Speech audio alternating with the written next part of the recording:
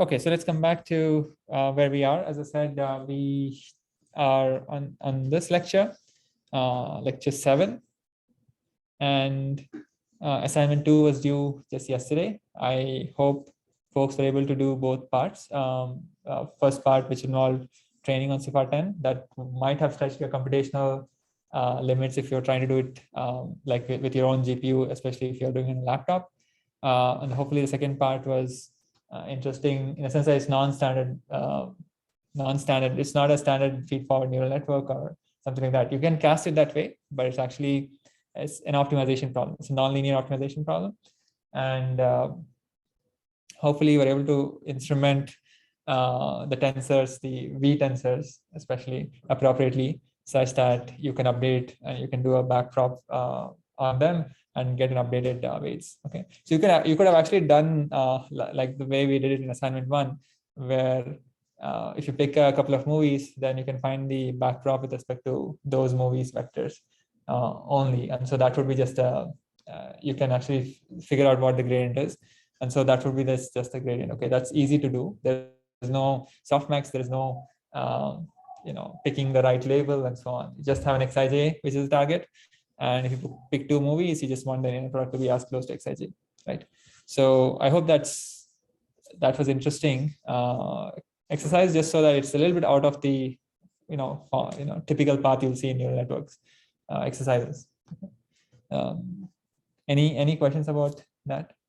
And I hope while you're doing that, you might have come across, or at least you might thought of, hey, this is one way to do it, but maybe I have better ways to do recommendations, better ways to do embeddings. Okay. In fact, I don't know if any of you use nn.embedding as a layer in the nn. module, extending the nn. module. You don't have to. In this recommendation example, you can just define each of the v1 to vm to be just tensors. You just need to have required grad is true for them, basically, which is by default they are. And so you can just do that. But there is a convenient layer called nn.embedding, which you can use for categorical data. So if you're going to use, if you want to use neural networks, feed-forward neural networks for tabular data, and then some of your features happen to be categorical, for those features, you can figure out, hey, in that feature, let's say there are 10 potential categorical values that you can take. Then you can create a embedding for each categorical value. Okay, so it's very similar to how you would have got an embedding for each word in the vocabulary. You can think of each feature to have, let's say, 10 categories, 5 categories, 50 categories, and then for each one of them, you'll create an nn.embedding layer object, and then you can create embeddings. You can learn the embeddings for them while you're training your, let's say, classification or something like that. Okay. So just giving you something to think about while you're working through. Since you work through it without using nn.embedding, think about how to use nn.embedding to do that in PyTorch. If you've used PyTorch, I know some people have worked at TensorFlow. Similar ideas apply. Okay. Yeah. Professor. Using nn.embedding. Actually, we're going to use it, right? So we will do text. In fact, I'll open assignment 3 now, and we'll briefly discuss it. And in fact, for assignment 3, this is not the right thing. Yeah. So I'll talk about embedding in a second again. So that was assignment 2. Now assignment 3. Let me go back there. Sorry. Assignment 3 is due quite a bit of time from now. That's because we have this project session next week. And then 2 weeks from there is the assignment 3 due. And I want to briefly mention what he said. So I'm not going to walk over assignment 3 right now, but I want to point out at least what the scope of that assignment is. So we've seen RNNs before, and last lecture we did see more advanced text processing models, in particular transformer architecture, like really nitty-gritty details of the encoder, self-attention, and in fact, the beginning of the lecture was about encoder, decoder attention, and so on. Right. So assignment 3 is about just working with RNNs, which we saw 2 lectures ago, and doing, for example, variable length input and one fixed length output model, which is the which you can build using, which is part one. So part one is actually not fixed length output, but you start with a script here, which does sentiment analysis, which is variable length input and one label output. You want to change that to a language model, which produces the next word given previous words. Okay, so you're building a language model. And so that will require, very similar to how you might have used Torch Vision, like maybe more the pre-trained model from Torch Vision in CIFAR 10, for the assignment 2's question 1. Here, you will have to do things which are going to be specific to processing text. Okay, so for images, you did transforms, rotation, random flips. You would have applied some transformations. You would have defined data loader appropriately, and so on, right? So here you'll have to do kind of analogous steps, okay, to work with text. So the first part is just vanilla language modeling, so predict the next word. The second one is actually to translate. Okay, so here you are actually going to get variable length input, variable length output sequences, and so you can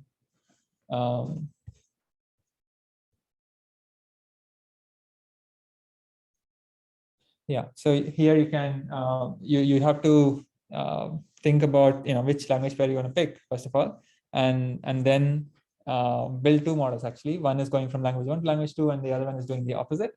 And for example, if you pick one of the language pairs to be English, then you can use word embeddings. Okay, when you want to use word embeddings, you can use NN embedding to instantiate your word embeddings.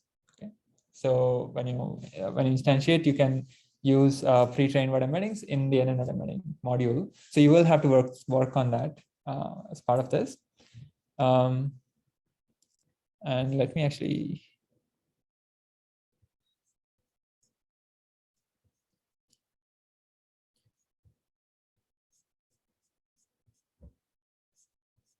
So, I mean, going through this link will give you a sense of how to process text.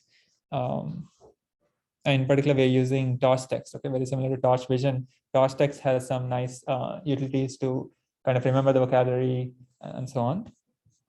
Let me see if yeah, so you can see this is a simple model. In fact, it's the vanilla RNN model. Okay, so what is it doing? It's first, you're just getting the indices of the words. From the indices, it's picking up the embedding. Okay, so sorry, here we are just defining the embedding. So here we're defining the model. So in the model, there are basically three parts. Okay, there's the RNN block, the usual block. It needs an X0 as X0, X1, X2, whatever inputs, right? But the X0, X1, X2 are numeric inputs, whereas words and themselves are not numeric. So certainly there has to be a conversion from words to the vector representation. And so for that, you need an extra auxiliary block, which is the NN embedding. Its sole purpose is going from an index, like hey, fifth word in my dictionary, what is the vector representation? Okay, and we're going to learn that representation also. So that's learnable. Okay, in fact, the word embeddings we're learning. And then one more auxiliary block, because once you get a hidden vector at any given point of, like, let's say 5-length sentence, then the fifth hidden vector, let's say you want to convert it into a sentiment, then the fifth hidden vector may be of length 10, but you want to convert it to a sentiment, that's 2, right? So you want to do an output layer to transform from 5 to 2, for example. Right? So that's the, I think we've discussed this before, but I just wanted to kind of mention that. Coming back to this, this is how you would use it for words. But if you can imagine, if you had 5 features in a tabular classification situation, then each feature would have its own embedding, so that you can pick up the appropriate vector representation of the categorical value that you have for the current input. Okay, so anyway, so this is a small enough RNN plus some input and output processing that you can play with it, play this version, and then get a feel for how to work with these embeddings. So that's what makes using PyTorch plus PyTorch or deep learning models kind of amenable for categorical data. Otherwise, you will have to do one hard encoding, the usual feature engineering stuff you do when you train, let's say, random forests or things like that. You would have to do that. So any questions here? Okay. If not, I'm gonna resume at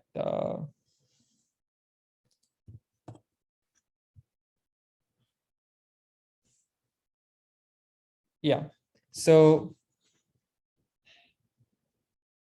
we will, I mean, I don't want to go through the full review of transformer architecture again, but there were basically, if you kind of zoom out from the details that we saw last time, it's basically this notion of self-attention, in the sense that your whatever vectors your intermediate, so you're going to create vectors for words at the encoder, on the encoder side of the transformer architecture. So after all of the processing, after several layers of encoders, for example, all you're creating is vectors or multiple vectors for each word.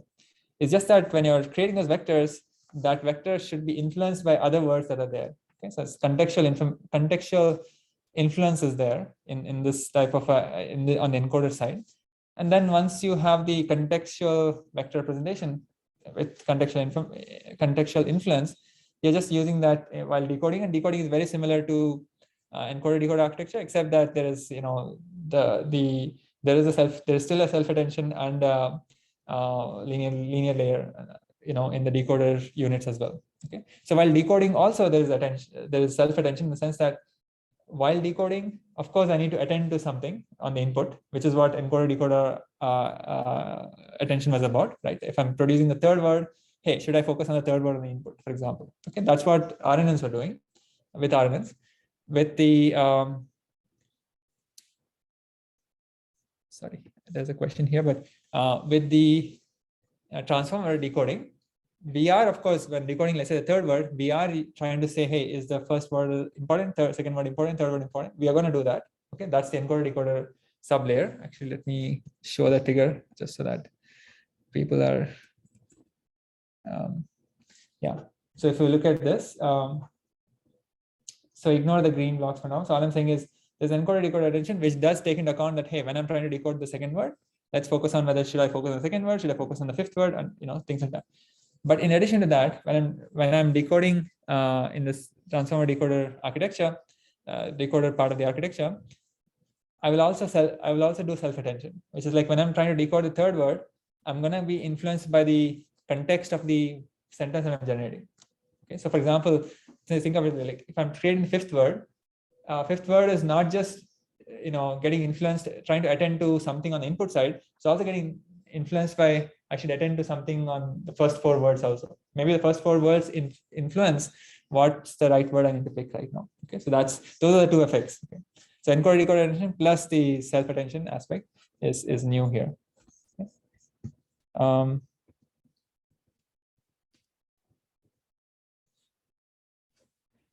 Anyway, so first two bullet points is what we covered last time. Self-attention, sorry, encoder decoder attention and self-attention. Today we'll just wrap up some of this. Basically, use of pre-trained models in NLP is kind of was not as impactful as using of pre-trained models in images till like transform models came along. Okay, in the sense that, of course, word vectors were there. You know, people knew how to create word vectors even long before, and word2vec, for example, was a popular architecture we've seen in class that came about a decade ago. But those word vectors are kind of context invariant. Okay, so they don't depend on whether the word it appeared, you know, there was an animal word in a sentence where the word it appeared, or whether there's some other like object and then the word it appeared. Okay, so it's basically like the word vectors are just universal word vectors. They don't get influenced by in which situation the word was used. Okay, and the big innovation with you know, the types of pre-trained models we'll see today next, in fact, via an example. The innovation is that the word representation that we're going to use depends on the other words in the sentence. Okay, so it's contextual word representations. Okay, that's a new delta from before, from word embeddings. So at the minimum, okay, so maybe previously we've used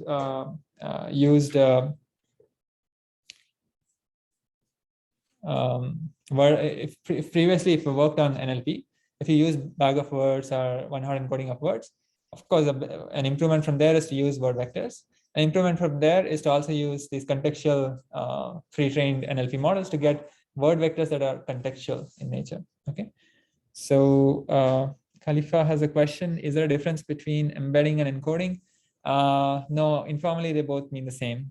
Okay, so embedding and encoding kind of can be used interchangeably. When we say, yeah, I guess it just depends on the context. For example, encoding encoders, which we've used several times, to define the units. Okay, they encode, as in they do encoders, transformers, functions. They're all kind of the same thing. Embedding, we mean kind of something which is very specific, which just means a vector representation. Okay, either of an image or of a word, typically. Okay.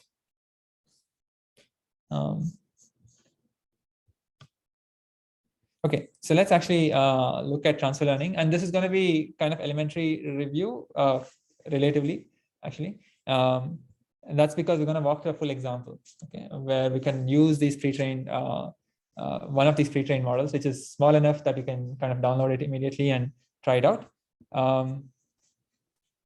So before we talk about what model we can download and how we can use it, let me briefly mention what the, which I just mentioned, like what is the specific model architecture specification is what we look at for this example. It's called BERT, okay, B-E-R-T. In the title, you see there are several words, if you expand the acronym, bidirectional encoder representations from transformers. Okay, so it's a transformer-based model, and it basically produces representations of words. Okay, encoder representations. Encoder representations means just focus on the encoder side of the transformer architecture. At the end of the day, they basically get vectors for words, right, after several layers of encoders. Bidirectional, just we'll see what the bidirectional effect means, okay, later. So what is the idea? It's the same idea as what we saw in images. We want to transfer learn. Okay, so we want to get representations of words as much as possible from large data sets, and then kind of reuse them for any specific application that we have. Okay, so we have seen, as I said, we have seen GLOW, word2vec examples, at least in passing. I mentioned a couple of others. We've seen word2vec before. So in 2018 and 2017 fall is when the transformer paper got published or was put up for public. So since 2018 or in those 2-3 years, 2017 to 2019, there was a huge explosion in activity of not just use of transformer-based architectures for NLP, but also for other things like recommendation systems or time series data and so on. Since 2018, these embeddings, I guess a more popular way or more, which may give you an improvement, is to get these embeddings using transformer-based pre-trained models, in the sense that somebody pre-trains a transformer model. Okay, pre-trains just mean use some corpus, use some classification problem, get a model, then you kind of ship the model. So give that model to any downstream person, and then what they will do is for their sentences, they're going to create contextual embeddings. It is different from somebody building word2vec and then just giving you word vector representations. Okay, it's a word vector representations because they don't change now whether you use the word in the sentence 1 or sentence 2. Whereas in the latter case, in this latter case, the word representation for a word, let's say university, can change based on where it is, which sentence it is a part of. Okay. So we'll look at a smaller, so BERT specification. There are like a lot of variations to this. This itself is a variant of a transformer style model. There's a variant called distilled BERT, and we'll kind of use that as an example. It's just some minified version of the original model. But we'll talk about what does each word mean in a second. In a few slides. And you may think that, okay, this seems to be too bleeding edge. 2018 is not, it's only 4 years ago. But since then, they've actually kind of, not just the example I'm giving you, many companies have kind of incorporated these types of contextual embeddings or transformer style models, especially companies which have to deal with text. Okay, so for example, Google search is using in production BERT style model. Okay, and not just that. Think of apps like Spotify or Netflix, all the popular marquee companies, they're all using these models, not just for text, but also, as I said, recommendations or other time series problems. Okay.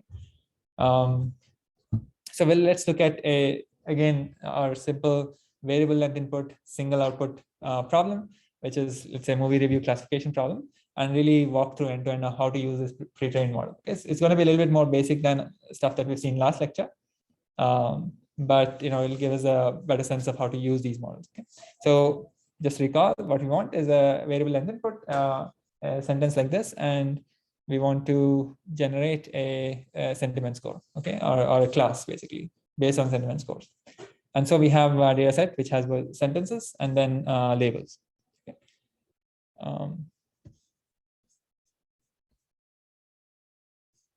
Okay. So the way we're going to work is, given the sentence, we will first do a pre-processing. So it's using a pre-trained model. Essentially, let's think of it as a way. Let's think of it as what we're doing is fixed feature extraction version of the problem, not fine-tuning version of the problem. So we will basically have a block, which is the Distilbert model, and that model is going to create a feature vector.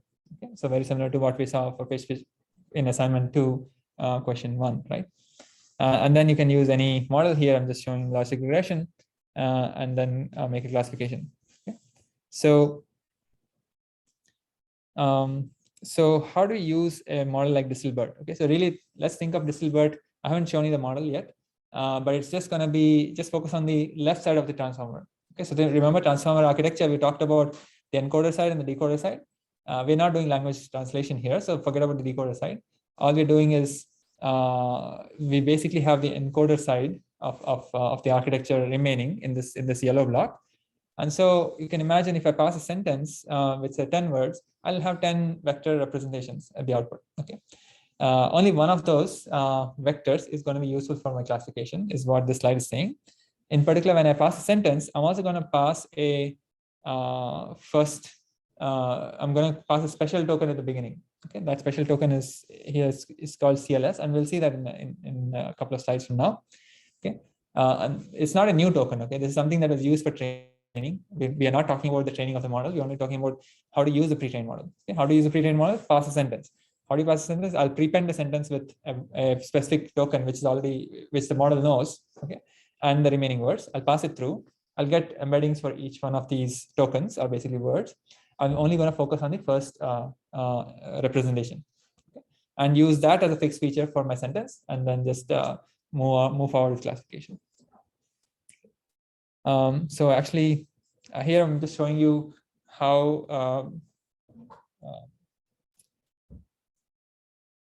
how this is as standard machine learning. So we just, let's say we have 2,000 examples. We're going to first do a train to split, okay, and then sorry, not first to. So we get the embeddings here. So you can see that the pink columns are exactly those. One of these tokens is embedding representation. So one of these tokens is vector representation, okay, which is the CLS tokens vector representation actually. Yeah, let's say there are 768 dimensional in length, and so you have one vector per observation. So you literally have now numeric problem. It's just all. It's like you have a 768 features and one label. All of them are numeric. It's a two-class classification problem, and so you can just literally apply logic regression. Okay? So here I'm just showing you apply the pre-trained model, but you don't have to apply the you have to apply the pre-trained model for both test and train. Okay, because even at test time you have to apply the pre-trained model first and then get the embedding and then do the classification. So we just applying the pre-trained model first at the pre-processing step and getting these test train splits, and then do the usual logic regression stuff. Okay. Yeah. Cannot have more than 768. Right? That's just a feature of this pre-trained model, that it just shows the embedding dimension to be 768. So it doesn't depend on the input sizes. No, it doesn't depend. So we're going to talk about BERT model specifications of what is the embedding size that they chose in the model and so on. But 768 is the choice that they made for the embedding dimension. And so that's why the first token will have 768. The remaining, if let's say the 10 word sentence, each word will have 768 vectors, 768, dimensional vectors for each word. But we're going to ignore most of, all of them, in fact. Okay, so the sentence length doesn't matter. Isn't this a sentence embedding and not a word embedding? Yes, this is a sentence embedding. Yes. So although we're calling it a sentence embedding, it's really the embedding of the first token, CLS token. Okay, why is it sentence embedding? That's because of the self-attention. So although it's one vector that we're producing, it's actually influenced by all the other words in a sentence, right? And that's because of self-retention, right? Yeah, we're calling it sentence embedding, but it's actually just the embedding of the first special token, CLS token. Okay, CLS I guess stands for classification, the token. So we'll actually see that a little bit more detail. So we need to tokenize our input sentence and add basically what I call CLS special token, CLS and separator SEP token at the beginning and the end. Okay, so basically you have an original text string, let's say in a pandas data frame, pick that column, pick that element, tokenize, which is basically break words into tokens. So this tokenization is specific to this modeling approach. Okay, this is basically we want to tokenize where the tokens are there in my index of, are there in the vocabulary of that model. Okay, so these tokens should be the same as the words that were used in the pre-trained model. Okay, so this is not, if you create, let's say instead of visually, maybe you create visual, the hope is that that word should be there in the vocabulary of the model that you train, right? If it's a new word, completely new word, then the pre-trained model cannot create a embedding for it, right? So tokenization just means convert, break the sentence into parts so that each part will have a kind of an index in some sort of will have an index and basically have an embedding for it. Okay, so just think of if I don't want to explain more, but basically tokenize, break the thing into parts. So this may be similar to what you've seen in some other NLP codes, right? So when you get a sentence, you can call stemming, lemmatization, for example, to kind of clean up the words, right? So I don't want to get into the details of what is stemming and lemmatization. Just think of it as like cleaning up the words, like dropping apostrophes or like getting the root word, for example, in some cases. Okay, but anyway, tokenize and then add these two extra things, and then now what you have is basically this collection of tokens. There's going to be an index corresponding to it, and then that index will have a vector representation corresponding to it. Okay, if you are using word2vec, but here we are not using word2vec. We're going to pass this through the BERT's encoder architecture, basically, and then we'll get the CLS tokens as vector representation. Okay. So the way it internally works is basically this, right? So you have, so you have these tokens, and these tokens will basically be converted to numbers. These are numbers, as I said, is just index numbers like 101, 1037, and so on. Okay, some numbers. And then these are the numbers that will feed into your DistilBERT model.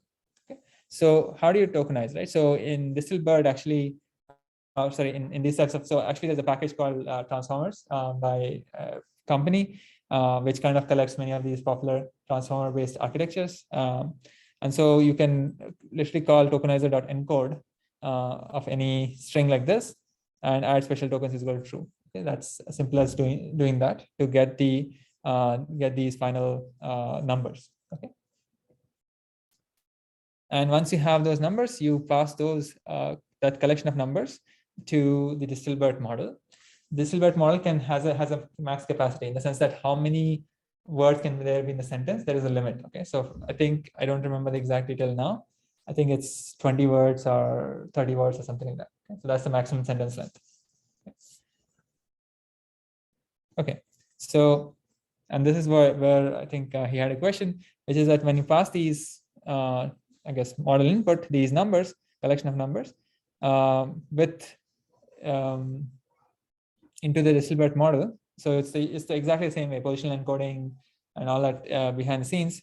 Once you get to vector representations of these tokens, what you focus on is the embedding of each vector is produced, but you kind of ignore the embeddings of everything else and focus on the embedding for the CLS token. Okay, and this is where I'm saying we're just going to call this the sentence embedding. Okay. So we do this because that first output will have, thanks to attention will have the features of the other. Yes. But also, I'm skipping a little bit details here. So this BERT model is not trained on language translation. So in the previous lecture, when we talked about encoder decoder architecture in the transformer architecture. It was mostly focused on like input sentence in one language and input sentence in some other language. Okay, but this DistilBERT is trained on slightly different tasks. Okay, and those tasks naturally deal with are tasks which make it such that the weights kind of for the CLS token do have the vector representation for the CLS token will have information about the other ones. So it's not just self-retention, but also it's trained, the pre-trained model is trained on certain tasks which are kind of ensure that it does well in like classification or some other types of tasks downstream. Okay.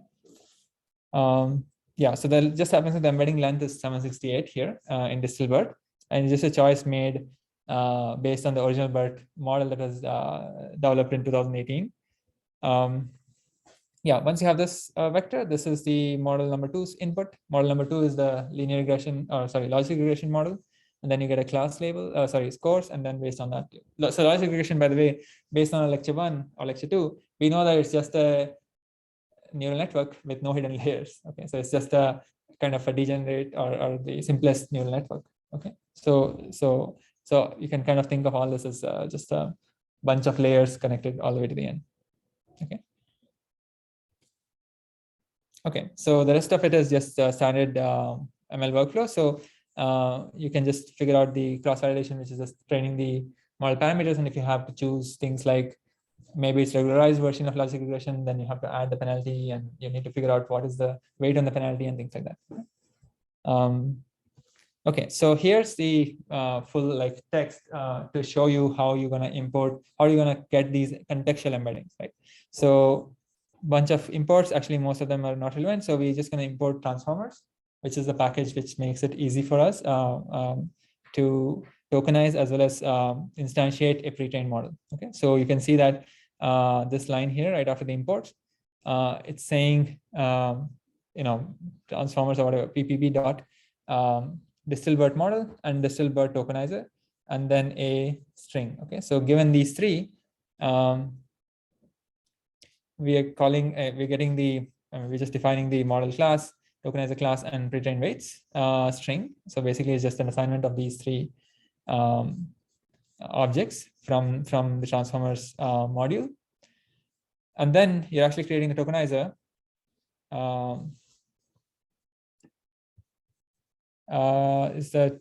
So there's a question, does the PPB stand for something?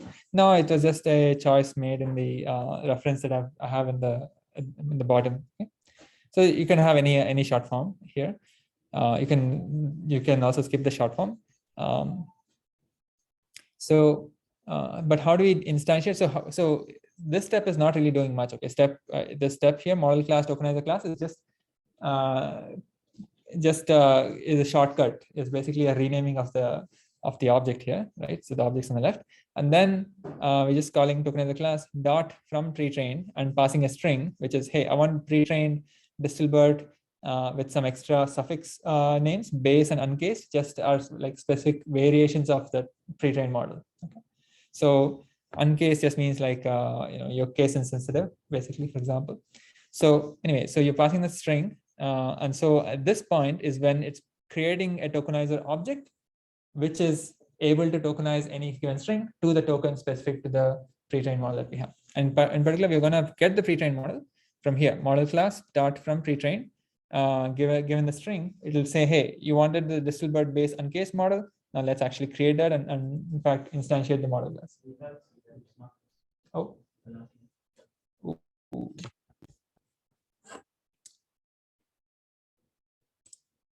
Oh, this is not.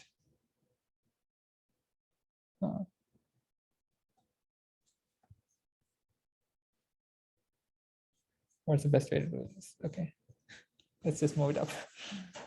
Okay, so the next line was just trying to define the model object from the model class, given that string, which says, hey, I want the DistilBERT uncased model. Okay, so once you have this,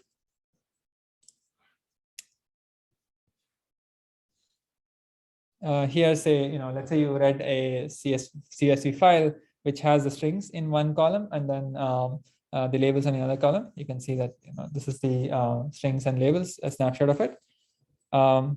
then you can actually literally call df0 is the 0th column there, and you can just call apply. Okay, apply is just applying a function on each row of your data frame, right? So you can apply a lambda function here, which takes the element of that row and just calls tokenized autoencode and add special tokens to be true. So you can see all the tokens for these sentences all have starting 101, which corresponds to CLS token. Okay. Any questions about this part?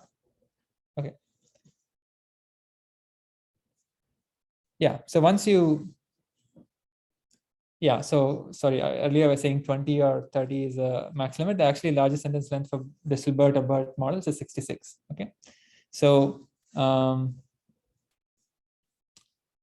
so the largest length is 66, and so what we actually want when we pass things to Distilbert is even if the sentence length is 20 or 10, we have to put zeros. We have to put zeros at the tail end. Okay, so that we can get the numpy, or sorry, we can get the standard length for each input. And then you create. So the padded is the one with the zeros at the end, and then you're creating an numpy array and then creating a torch sensor based on that. Okay, that's input IDs. Okay, so IDs is only because it's all numbers. Okay, they just correspond to something that you wanna, and these numbers are what is input to the pre-trained model. So okay, and then you just pass it as a huge batch, it's 2000 row batch to the model object that we created, and you're gonna get an object which is basically a tensor called last hidden states. I was just calling it the last hidden states. Okay, so this is just evaluation. You've seen this in when you did assignment 2 question 1. Hopefully you've seen what no grad means. No grad just means when you do a forward pass, don't compute the gradients. Okay, and so this last hidden states is the collection of it's basically a tensor from which we want to extract out the vector corresponding to the CLS token. Okay, for each example. Okay, we're going to do vectorized operation. So so it turns out that last hidden states 0th element of the last hidden states object is basically a tensor like this. Okay, it's a tensor where there are 2000 rows corresponding to 2000 examples that we have this in this illustration, and then each row will basically correspond to 66. Each column there will be 66 columns, and each so depth will be the 768 dimensional vector. Okay, so it's basically a 2000 row, 66 length, and for each element you need to have 768 dimensional vector, right? So that's how the 0th element in this last hidden states object is. And so you just want to pick the you just want to pick the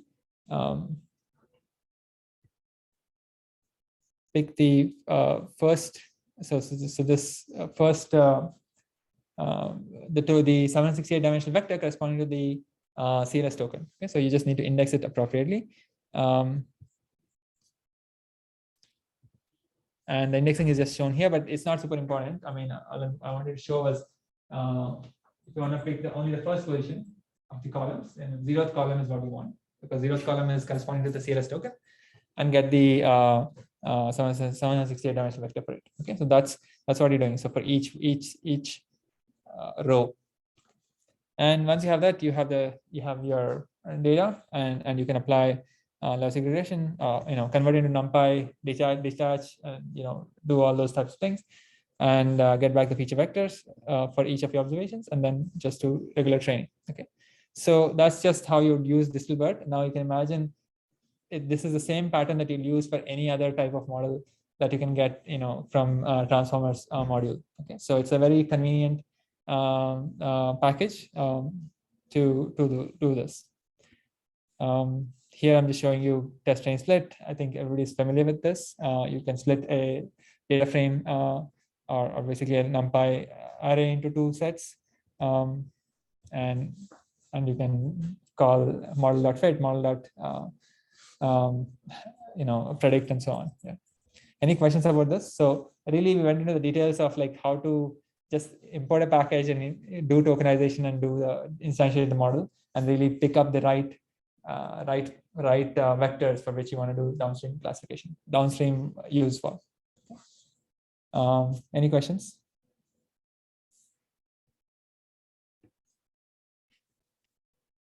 Okay, so if not, let's actually move forward. So what we're going to do is just wrap up rest of this for the next few minutes. Just wrap up with some names of models that you might have heard of, including BERT, and just at least for BERT, kind of spend a couple of minutes on like what is its spec, right? So how big is the embedding size? We already saw 768, but can I get a little bit more feel for like what, what did it do, for example, like what are its performance numbers? So BERT is a way to get language representations of word representations, which just like before when word2vec was used, or in image processing also, when pre-trained models were used, they did really well in a lot of NLP tasks. And so, but that's not the only model, right? So BERT is, you can see on the right side, but there were some other models also. Some of them actually not based on transformers, some of them based on RNNs. In fact, for example, Elmo is a model that's based on RNNs, which is also pretty good. So there are many models like this. Okay, if you just think about these types of models for language, okay, for language or NLP, you can see these models are on a whole different level by themselves compared to the image vision models. Okay, so vision models are not as big as language models or these text NLP models. So you can see, for example, Distilbert is here, which is actually the dot corresponding to almost like 0 here, where my cursor is. Okay, and you can see 2018, the BERT model had 340 million parameters. Okay, and so the y-axis is actually number of million parameters. Okay, so you can see that 2.5 is 2.5 billion parameters. Okay, so this is 2.5 billion parameters. This is 10 billion parameters. Actually, here I put in something called GPT-3 that you might have heard of. It's actually not right scale. GPT-3 has 175 billion parameters. Okay, so it's not at the level of 10. Just multiplied by another factor like 10, and then that's the number of parameters that GPT-3 has. Okay, so just giving a sense of how big these models are becoming, and they're becoming big, but also they're able to achieve like their generated language, for example, generated sentences. They are very, very believable compared to maybe the last decade or even 5 years ago. Okay.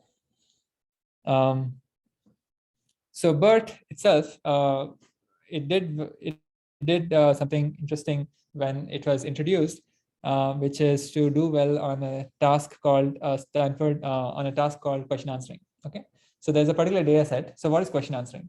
There's a particular data set called Stanford question answering data set, where it consists of questions posed by crowd workers on Wikipedia articles, where the answer to every question is a segment in the text.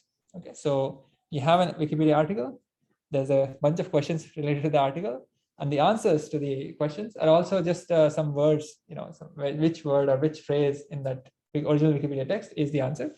That's the data. Okay, so on this data, the BERT model was able to achieve scores comparable to or better than, let's say, human performance. Okay, I mean, but it's not that this is the only models that did that. They're actually, if you go to the referred link here, you'll see many models. In fact, after 2018, there have been like hundreds of models trying to do the same thing and maybe much better than BERT. But this was a kind of a very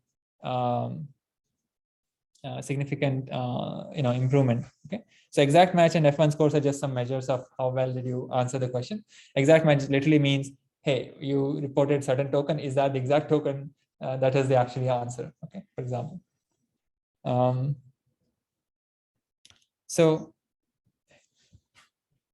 here's the, I guess, a little bit more detail of like what the model performed. Like this is back in like so this is the data set. So they run a competition where you can submit models which hopefully can do better in this for this data set. And so in 2018, so the BERT model, or actually an ensemble version of BERT, ensemble version, was able to do well compared to some other competitors. Okay. But it was not just that it did well in this particular task, but the interesting thing with BERT was that it did well on other tasks. Okay, so this multi-NLI, multi-natural language inference task, question natural language inference task, and something called SWAG. So there were multiple NLP tasks, and they're all defined. They all play around with text, right? So answering questions, picking some response, and so on. So it did well compared to previous SOTA, which is just state of the art. Okay, and so that's why I guess kind of gave it a lot of popularity, and now a lot of pre-trained models are based on similar architecture. Okay. So the question is the maximum value for EM 100 like accuracy. So exact match. Yeah, I think we need to look at the definition and there's links below. But yeah, it's higher is better. Yeah. Any questions about this? So we are really talking about things that we will not be able to do on laptops or even on the Collab GPU, for example, but kind of gives you a sense of these are big models. Okay, so really working with these models, distilled BERT may be still amenable, and that's why there's a distilled BERT in the front, amenable to work with single GPU machines. But for example, that 175 billion parameter model GPT-3, you cannot load it on even the best available GPU today, a single GPU today. Because a single GPU available today has like 48 gigs of VRAM. Okay, so now how do you fit 128 billion numbers into that? You'll have to cut a lot of corners to do that. But that's the state of affairs today.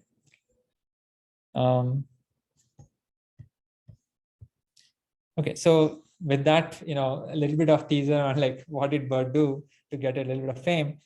So what was BERT, right? It's just a model for language understanding, and its purpose is really do well on downstream NLP tasks. We saw question answering and multi-NLI and all that. So it outperformed previous methods, I guess, because of a couple of reasons. It's a unsupervised bidirectional system for pre-trained NLP. So bidirectional really means that the word representation is influenced by both the left side and right side of the sentence, essentially. And that was the case for self-attention anyway, and in the original transformer architecture. But here, the purpose of training a transformer-like architecture is for getting these embeddings. Okay. So let's see. Yeah. So pre-trained representations can be, just to kind of clarify again, just repeat what I said, can be context-free or contextual. So contextual representations can be unidirectional or bidirectional. Okay.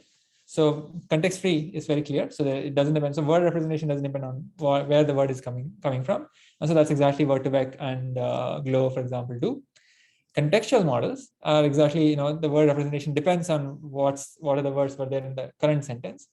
And they can be two types. Unidirectional just means that maybe only the left side of the sentence till that word influences the word representation.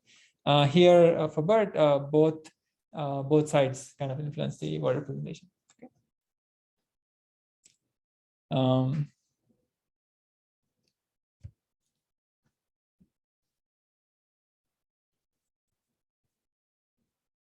Yeah, I think in here you're not seeing the last references at the bottom, but I hope that's okay. You can check back references offline. So yeah, so we will not get into the details of the BERT training itself. It's basically all these types of models, including language models, they get trained on large data sets like Wikipedia and book corpus and so on.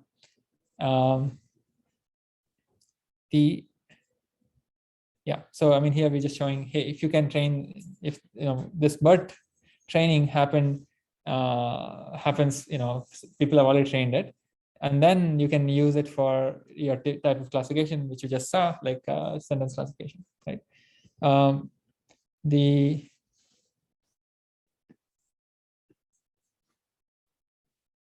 We can also do a fine tuning with BERT models, pre-trained models. So you can actually slightly change the parameters of this model. It's just going to be exactly like ResNet 18. If you look at the model definition, like if you just type model and press enter, it'll show, typically it'll print the model blocks. Okay, it'll say, hey, this dimension, and so on. Like for example, VGG16, if you print out, it's exactly so, con layer followed by a full layer followed by a linear layer and so on, right? So even for BERT, it's the case. You can actually see what the architecture is, and then you can fine tune them. Fine tune just like what we did in assignment 2. What I'm not, I think what I skipped is basically the actual training tasks that were used to pre-train this model, okay? Because that they're a little bit different from, for example, word2vec training. So, but we don't have bandwidth to get into that detail. But just want to kind of wrap up with the specs for BERT. So BERT actually, there are 2 versions that were published by Google in 2018. There's basically a BERT base, okay, and BERT large. Base just corresponds to a version, a smaller version of the model, base or basic version, and large, okay. Just like ResNet 18 versus ResNet 50, VGG 16 versus VGG 19. BERT base has 12 encoders and BERT large has 24 encoders. Okay. In our illustration, we only show 6 encoders, but these are really, very messy, deep networks, right? And they actually, the number of these have either 768 dimensional embedding size or 1024 dimensional embedding size. Okay, and the number of attention heads is either 12 or 16. Okay, so these are like really now blown up numbers. And if you think of the number of largest sentence length, it looks like this one has 512. Okay, 512 tokens, which is quite a bit. It's like literally a paragraph, if you want, if you think.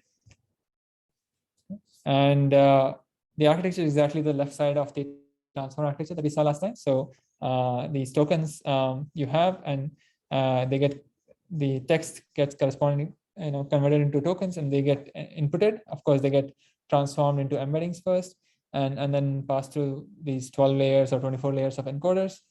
Okay. So far it's exactly the same as the transformers encoder side. Okay. And each position outputs a 768 dimensional vector in BERT base, which is, we kind of used that number before. Yeah, and we saw how to use that, like the first index one for classification, right? And this is exactly what we did for sentiment classification earlier. Okay, so I just wanted to show that, hey, this is exactly what we do. You have an image, you have VGG16, for example, as a pre-trained layer, pre-trained model, and then you pick some layer, and that's just use that as a input to your shallow classifier. Okay? Shallow, or it could also be a neural network. So I think what I'll do is not talk about these other models, but just mention that these are the models which kind of at least started with the idea. Like Elmo is the one which kind of started the idea that, hey, word can have different representations based on the context it appears. Okay? BERT was not the first. BERT's innovation is more about like using transformers to create these contextual embeddings. But Elmo was the one which kind of produced, kind of made that idea more, I guess, mainstream, that your embeddings need to be contextual. I think it's based on LSTMs. We'll not get into the details now, because I want to not, it requires its own reading the paper and getting an understanding of the architecture. It's basically, again, very similar. So you want to get embeddings, but hopefully those embeddings are contextual. Okay, all these models are similar in that sense. Let me skip the Elmo definition. So yeah, actually, let me skip these slides, because there's a, so what these last 10 slides are trying to say is that, hey, while focusing on the encoder side of the transformer architecture, why not the decoder side? So, OpenAI transformer, I think focus on the decoder side, and BERT focuses on the encoder side to create these contextual embeddings. But we'll skip that. Let me do that.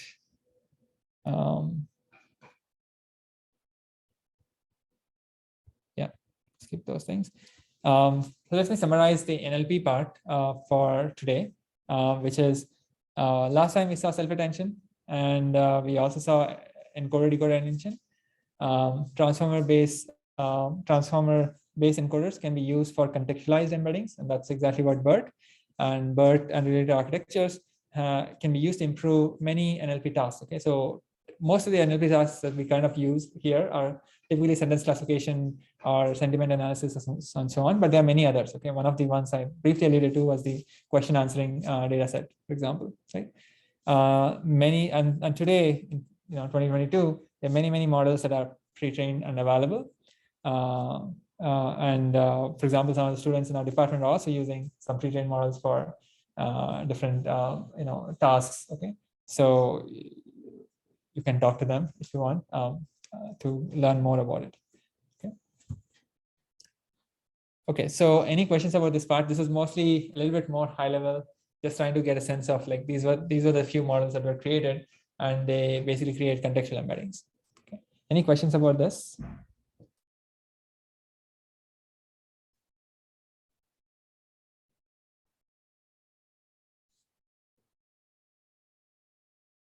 Okay, if there are no questions, then we will switch over.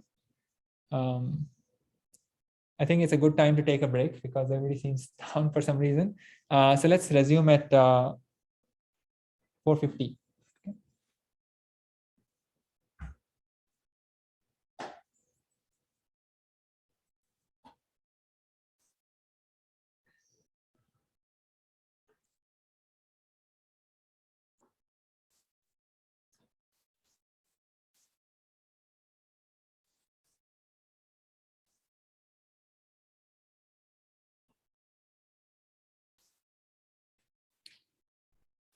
Okay, so let's get started.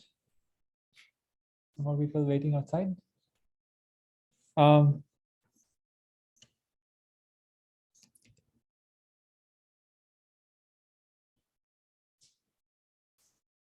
so let me briefly mention what we're going to do today. And today, and actually next 2 weeks from now, after next week's project check-in, basically what we want to do is a pretty hard task. And I want to just mention the task before we even talk about solutions. Today, we'll be looking at what is called Variational Autoencoder.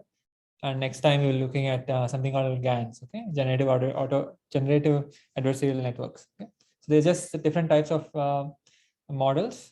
But what is that we want to achieve, right? So what we want is something that you see on the right side, which is not perfect, but that's what we want to achieve, which is generation of new images, okay, new natural images. In this case, this is a data set of faces of I guess celebrities, and then right side we are trying to generate images which look similar to the faces, and of course you can see that it's not it's not very natural, because we can certainly figure out that hey, this is not this is not really the original figure, so original image, right? Sorry, this is not really a more natural photograph, for example, right? So that's what we want to do. And before even looking at our models and solutions, like you should appreciate that this is not an easy task to do, right?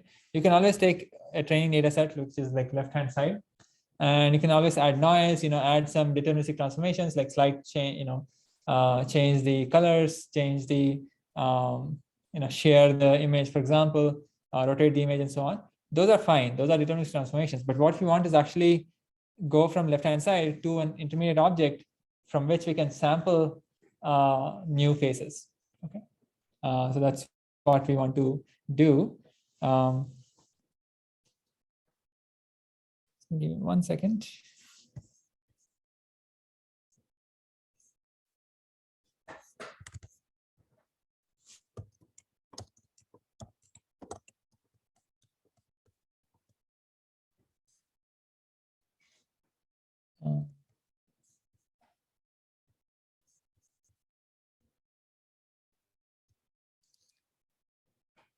So for example, you can try out this website, this version does not exist.com, where you can see that this image, the claim is that it's an image of a person who does not exist.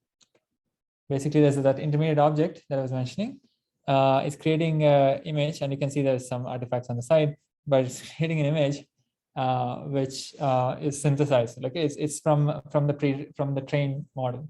Okay, and you can see the links at the bottom. It's called Generative Adversarial Network. In particular, StyleGAN is the name of StyleGAN 2 is the name of the, I guess, underlying model. We'll not look at this model today. We'll look at this model next time. But kind of gives you a sense of like what is that we want to do in terms of hard problems. Okay, but we'll start with some basics today. Professor, like if we see a series of these images, we're still able to make out that they're not real.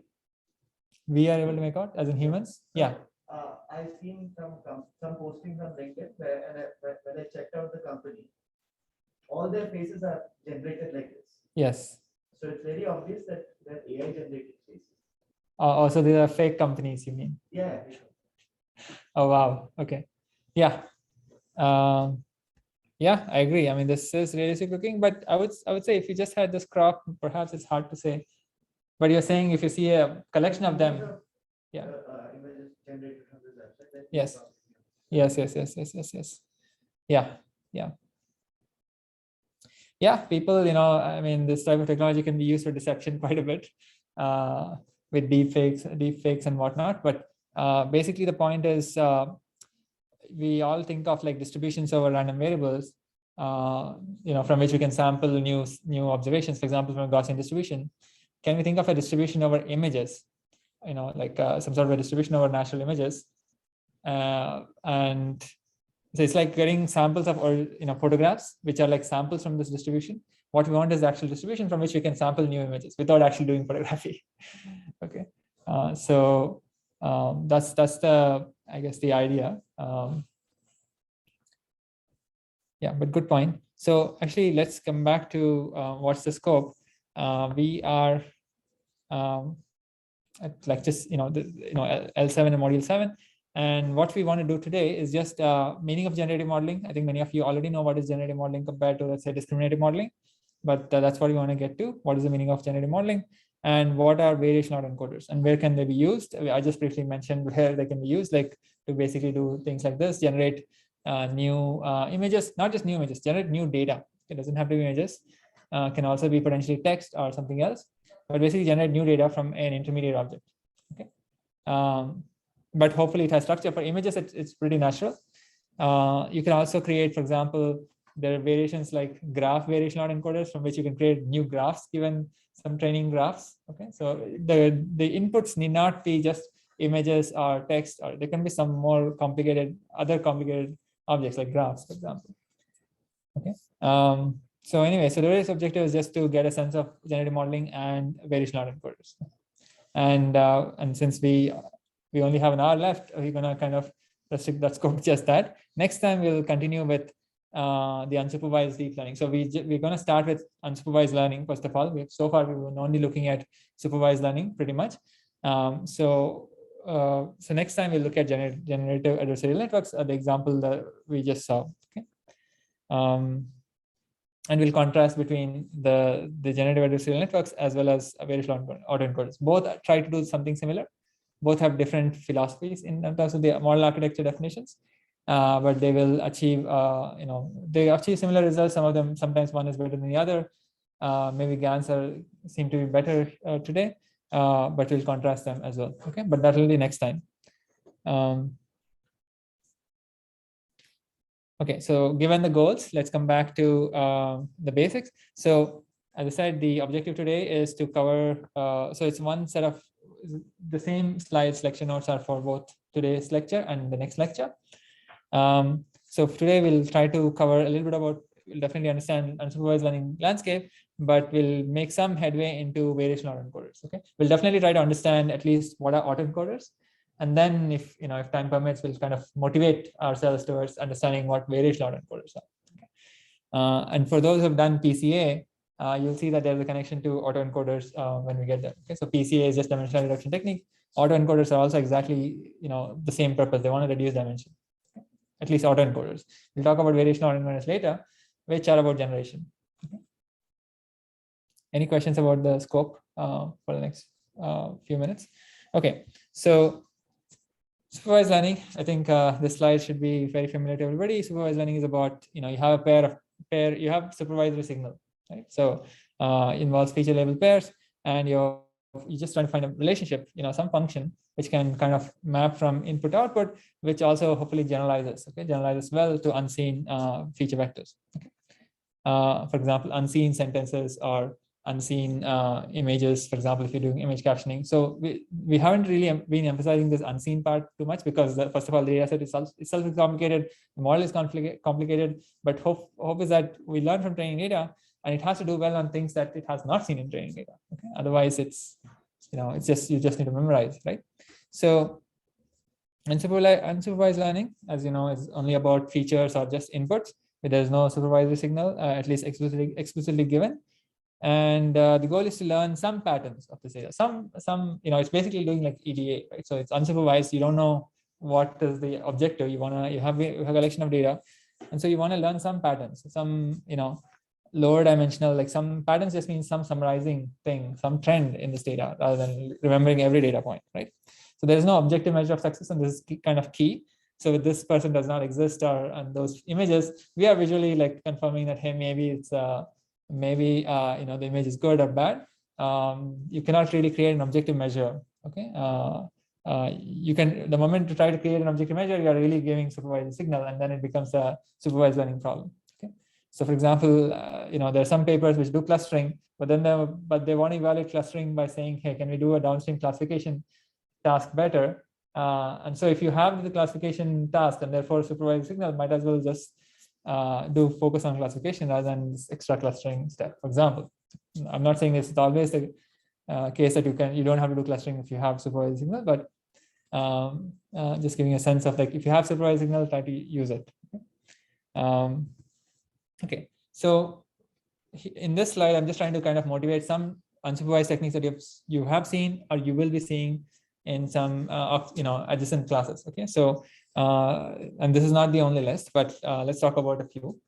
Clustering, association rules, dimensionality reduction using, for example, PCA, density estimation, embeddings. Okay, embeddings are not exactly unsupervised learning, but word2vec, you can think of it as unsupervised learning because you are cooking up some intermediate classification problem yourself, because raw data is just text. Okay, it's just text corpora, right?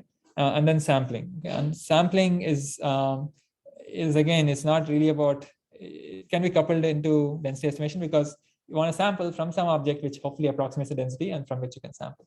So the learning part is the intermediate objective. So the key idea is to kind of say that, hey, you don't have to always learn a distribution like a Gaussian distribution to actually be able to sample from it. And we'll see that I'll disambiguate the last part, later. So clustering, here's a quick illustration, k-means clustering. For two-dimensional data, you kind of use Euclidean distance as a choice for k-means, and the algorithm kind of follows a kind of an iterative process where you kind of focus on finding the cluster centers, and given cluster centers, attaching each one, re-evaluating each one's memberships. Okay. So this actually template, for those of you have seen expectation maximization, it corresponds to E step and M step. Okay, so I don't know if you've seen expectation maximization. How many of you have seen EM in the context of, let's say, Gaussian mixture models? Have you seen Gaussian mixture models? Okay, so Gaussian mixture models again are unsupervised learning. It basically can fall into the clustering bucket, but they are generative. Okay, so just to give a sense, like Gaussian mixture models, as the name suggests, you're assuming that each cluster is kind of Gaussian, and you're saying, hey, my whole data set is just a mixture of these Gaussians. Okay, so it's like saying, hey, I have three clusters, there's blue, green, and red. I'm going to say, hey, I want to fit a 3 Gaussian mixture model on this two-dimensional data, and you just want to figure out the mean and variance of each of the Gaussian components. Okay? So anyway, GMMs, when you try to learn the parameters of GMM, you can use what is a technique called expectation maximization. Okay, so of course you can always, if you assume a distribution over the data, you can always maximize the likelihood of the distribution so maximize the likelihood of the data under that distribution, right? So and you want to find the parameters, that maximum likelihood estimation if you try to solve it directly, it's hard. And so EM is a way to kind of figure out an iterative procedure to kind of maximize and fit the right, fit some good parameters for this data. Okay, the mean and variance. I'm saying this very quickly. I know many of you may not be completely aware of GMMs. I'm just saying that GMMs fall in the first bucket, and they are generative. Generative because you're literally specifying the joint, you're literally specifying the distribution from which the data came from, and so you can sample from it. You can take marginalize it, and all that. Okay? The typical probability activities, actions that you can take. Okay? Whereas discriminative is more about like conditional probabilities. You don't model the data itself. You only model the conditional probability of outcome given input, and that makes sense for classification. Anyway, I spoke a lot for clustering. For association rules, again, a very interesting classical technique, a really good hammer to throw at when you have transactions or collections of events that have happened, and you want to figure out most frequent events or most frequent co-occurring items or whatever, things like that, right? So that's all unsupervised. So you have a bunch of rows in a database or a data warehouse, and you're just trying to kind of understand what are the some patterns in the data, which is like frequently occurring patterns in the data, and also creating rules based on them. If some pattern occurs, then some other pattern will also occur. So that's like a rule. Okay. Dimensional reduction, PCA, is a good example of something that we might have seen before. It's basically just changing the basis of the original data set such that the principal component directions capture directions of maximum variance in the data. Okay, so and then you can chop off in the new basis, you can chop off certain directions which don't have much variance, and so that way you reduce the dimensionality while still capturing most of the variance in your data. Okay. And the next one is density estimation. So it's a density is exactly probability density is what we mean. So probability density function or PDFs, right? So you're just assuming that, hey, the data set has a distribution. For example, you can see that we're estimating Gaussian distribution here, given this bunch of data. I mean, Gaussian distribution seems like a very bad fit here, but you can imagine like, hey, instead of Gaussian, if I assume, let's say, something else, like a mixture of Gaussians, then maybe that's better. And so on. Okay, so on similarly 2D fit here, the underlying the observations are here, and then you're fitting like a couple of Gaussians on top of it. Okay, 2 peaks. So I put those some of these points in black because those are not within our scope. But those are techniques that you might have seen before. Very similar to when we talked about supervised learning. I put a bunch of techniques in black, and then we talked about deep learning techniques.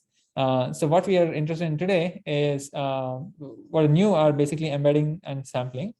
So embedding is the idea of, as I said, given the original vector, you want to create a representation for it.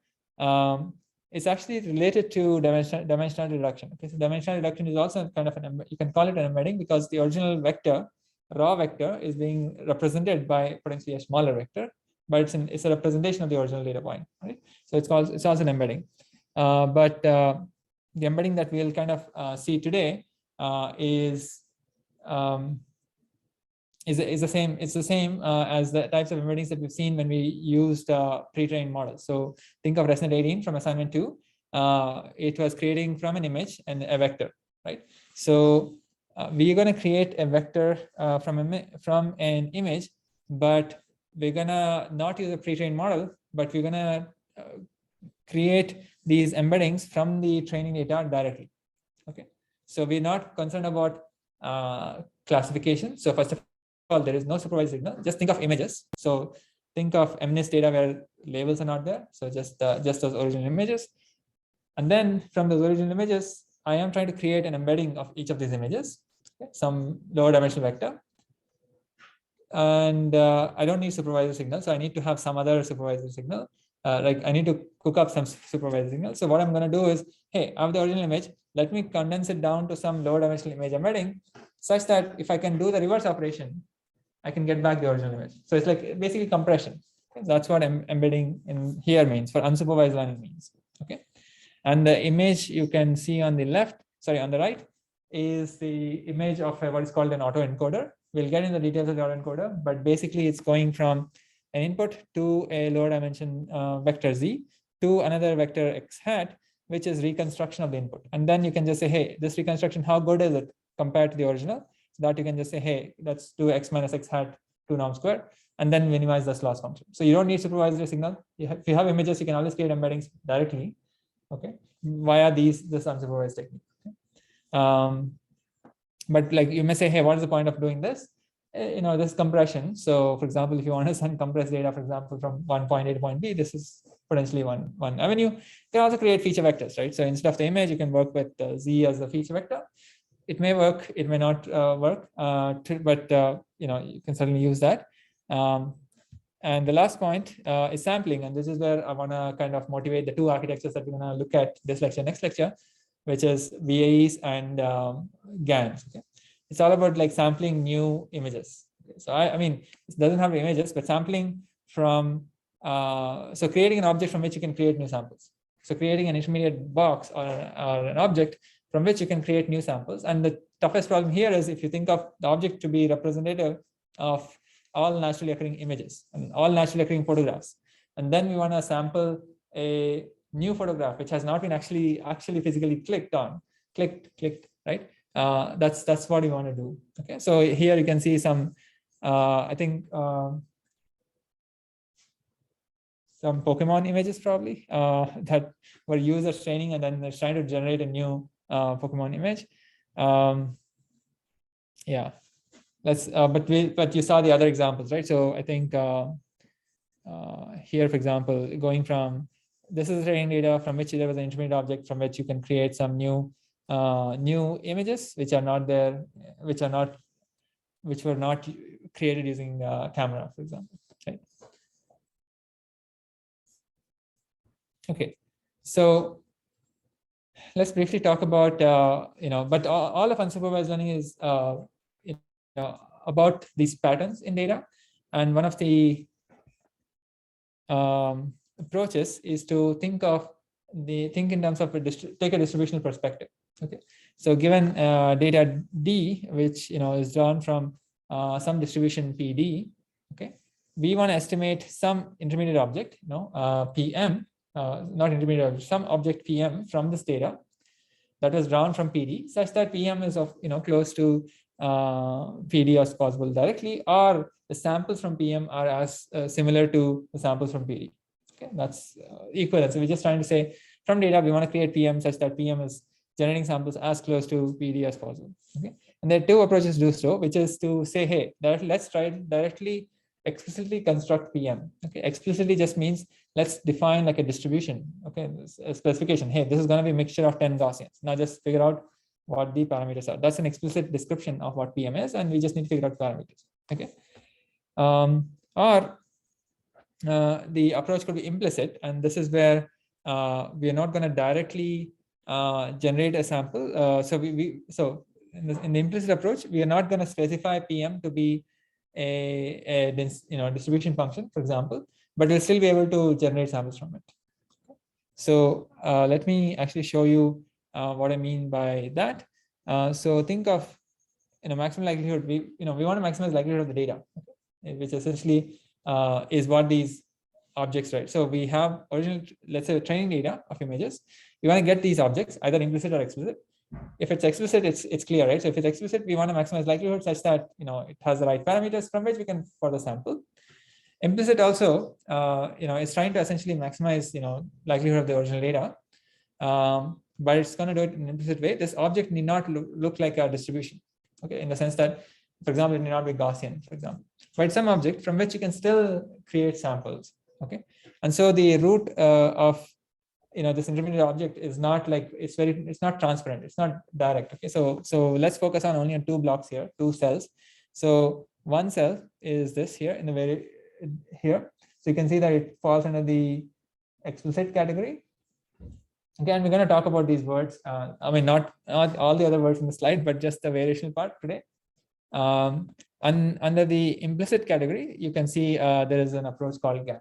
So GAN actually creates an object, from which you can sample new images, and we saw that examples there. But that object is not exactly the representation of a distribution. Okay, it's not a representation of a probability distribution. Whereas variational autoencoder you do have a representation of a distribution. Okay. That's the difference. And so you'll see that the last functions are going to be different. One is actually directly talking about some likelihood function, likelihood you want to maximize, and the other one is not really talking about likelihood at all. Although implicitly it is trying to kind of still get you to some sort of a object from which you can sample images, for example. Okay, so so the implicit one is where you're saying, hey, we don't have actually a distribution or a nice specification of a distribution. Where is it useful? It's useful exactly where you only care about samples and not the specification of the intermediate object itself. For example, if you only care about what is called, I guess, scenario planning, where you kind of create 100 scenarios and just plan according to that rather than taking expectations and so on, right? So you can just simulate possible futures. For example, if you're in a planning setting, okay, like hey, this is what can happen, this is what can happen. You create samples. You don't care about the original object from which you're creating samples. Okay. So here are samples of, I guess, I think bedrooms data set. And there are also other situations. For example, here it's what is called image super resolution problem. So given the original image, so not given the original image, given a low resolution version, you want to upscale it to a high resolution version. Okay, so you can see the right-hand side, rightmost is an upscale version given some low resolution image. The low resolution image I'm not showing you here. It's just showing you different approaches and comparing to the original image. So this super resolution process is not supervisory. I mean, you just need an intermediate object which does a conditional update. So it does take an input. Certainly, it looks like in that sense, it looks like supervisory. So it looks like a function which takes an input and produces an output. But basically, it's a basically you just want to somehow remember types of characteristics of natural images such that given a low resolution image, you can improve the resolution. Okay, so that's what is happening here. And for this, you don't really need to know the distribution of what improvements to make in images. You just need a process from which going from low resolution image to a high resolution image. Professor, was a very naive version of this used in anti-aliasing in games? Anti-aliasing in games. So it kind of reduces the blurriness and makes it sharp. That's what. So that yes. Is there across pixels. Yes. Whether they are used in games or not is I don't know. Yeah, but a naive version of that technique would be. I think anti-aliasing is a problem that predates what I'm talking about here. There could be deterministic approaches, at least in the games context, video games context. I think because those images are anyway procedurally, or not procedurally, but those images are also are not natural images like this, right? So there, I don't know exactly how anti-aliasing works. Here we're just saying natural image, if it's low resolution, how do we increase the resolution? Yeah. So yeah, I mean, here are some more examples. I mean, so these examples are more about like sampling rather than really implicit versus explicit.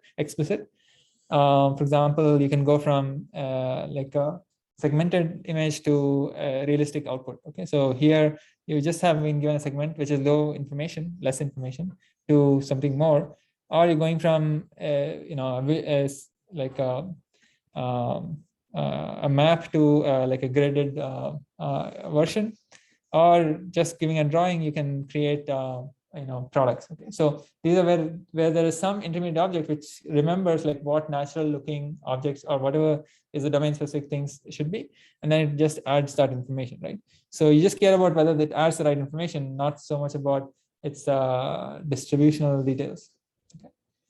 But you can create an object which maybe captures distributional details, and we'll see later. Variational Autoencoder is one of them.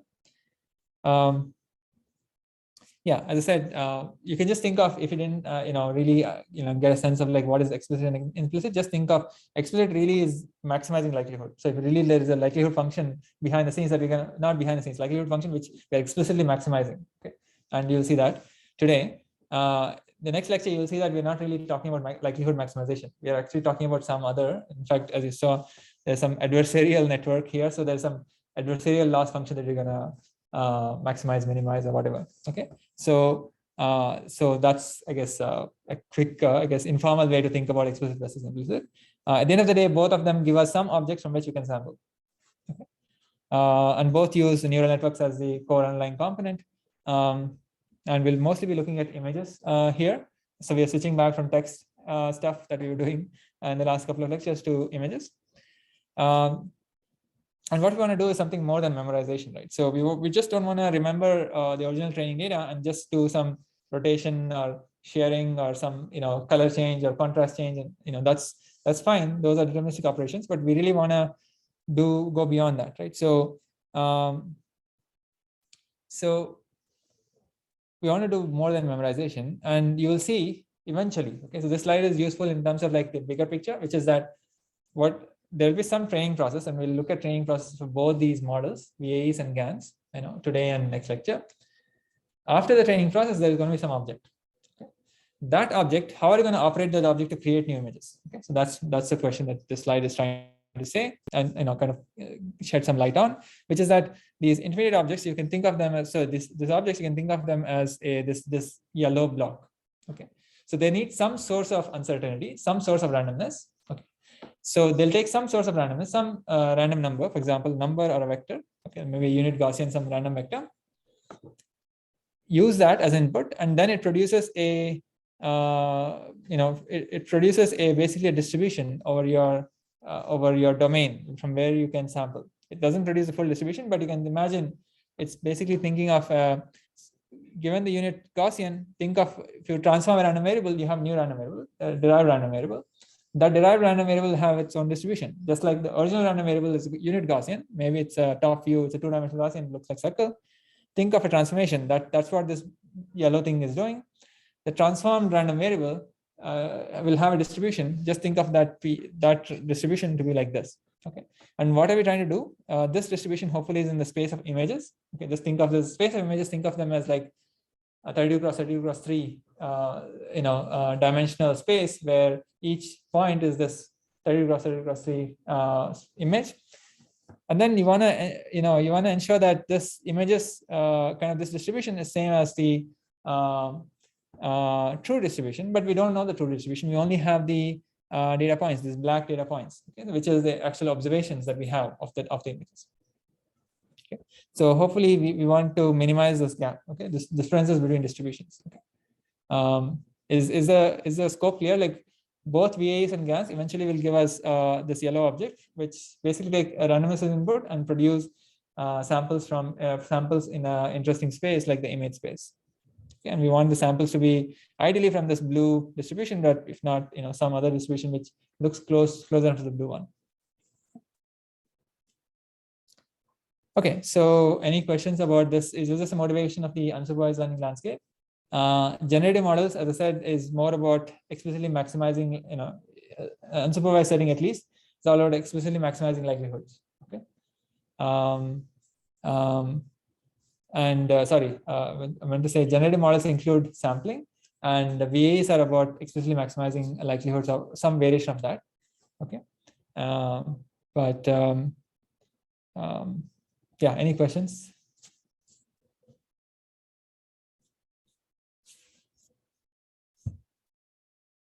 If not, what we're going to do is at least, so we'll do variational autoencoders in two parts. And if we don't get a variational version of it today, that's fine. We'll have next week. So two parts is the first part, we're going to first understand autoencoders themselves. Okay? It's autoencoders themselves are a competitor for doing PCA. If you think of PCA as a linear dimensional reduction technique, autoencoders, you can think of them as nonlinear dimensional reduction techniques, as a nonlinear dimensional reduction technique. Okay, of course, you can change things, and there will be a family of such approaches. But so let's understand autoencoder first, and then variational autoencoder. Okay, so since we're gonna use images mostly today and next lecture, so we really want to think of neural networks as a transformation map. Okay, where in particular we can go from a vector to an image. Okay, so far whenever we're doing image embeddings, we were going from an image to a vector, right? But the idea here, I mean, not the idea, but what's new here in the slide is that if you think of a neural network as a function which goes from some input to some output, the input can be a vector and the output can be an image. Okay, so that's, I guess, a new thing, because we haven't been thinking about, hey, image has a lot more numbers. If you think of 32 cross 32 cross 3, there's a lot more numbers than a, let's say, a 1000-dimensional vector or a 500-dimensional vector. But you can go from 500-dimensional vector to a 32 cross 32 cross 3-dimensional array, which basically is an image, right? So here is an example. In fact, this is called a decon, which is not a good name, but deconvolutional or a transpose convolutional network. Okay, deconvolution means something else in signal processing, and that's why it's not the most appropriate name. But it's just the reverse operation of a CNN. Okay, so going from a vector to a tensor, and then another tensor, and so on. Okay, and how do we go from a vector or a tensor to another tensor? We know how to go from tensor to tensor. Okay, except that the problem is going from a smaller tensor, let's say 4 cross 4, to something class 8 cross 8. We're not exactly clear how we can go to a bigger like a slice, for example, at least from this image. So let's see. Yeah, so there's a question like, what do strides represent here? I said stride here, stride.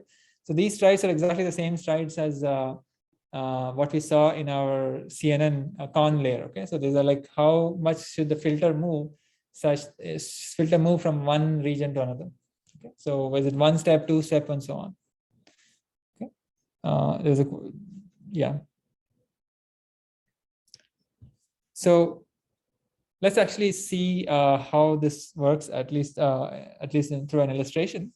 So if you have a 4-dimensional input, okay, so remember, con layer, even filters are just linear operators. Okay? It's just, bunch of matrix element-wise multiplication and summing up is literally a linear operation. Okay, there's nothing going on. Each filter operation on a region is basically just matrix multiplication. Okay, so here's an example where you're going from a 4-dimensional vector to a 16-dimensional vector.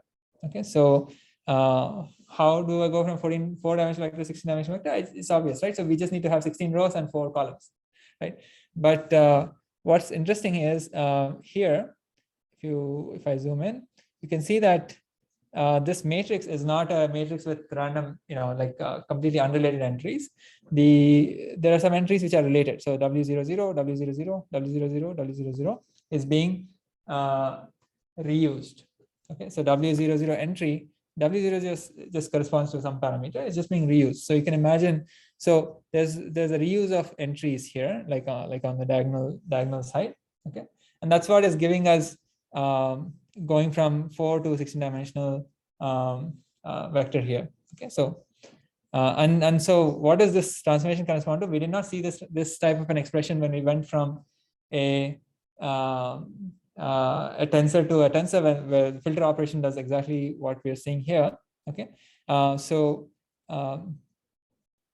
think of it this way, right? So this original input, this 4 cross 4 slice here, can produce a 4 cross 4 slice here. Okay, so for example, the first number is producing these is related to these 9 numbers. The next number is related to the next 9 numbers. This number is related to the next 9 numbers, and the last number is related to the next 9 numbers. And how is it related to 9 numbers? You will see that potentially 9 rows here are influenced by the same, have a non-zero entry for that element. So if you think of like a 4-dimensional vector, each element, if you look at it, it's kind of touching, it has a non-zero multiplier on 9 of these rows. Okay, that's all it means. Anyway, all I want to say from the slide is that it's just a linear transformation. Okay.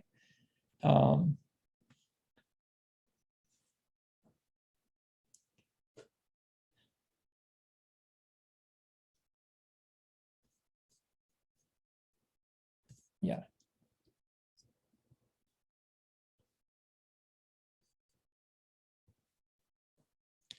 Okay, so what we're going to do is really think in terms of, so what we're motivating towards in this slide and next few slides is the auto encoding procedure. Okay, so and we're using the word auto and encoding, and so we'll try to kind of understand what they mean. encoding, as I said, is just about compression. It's just encoding just means transformation. Okay. So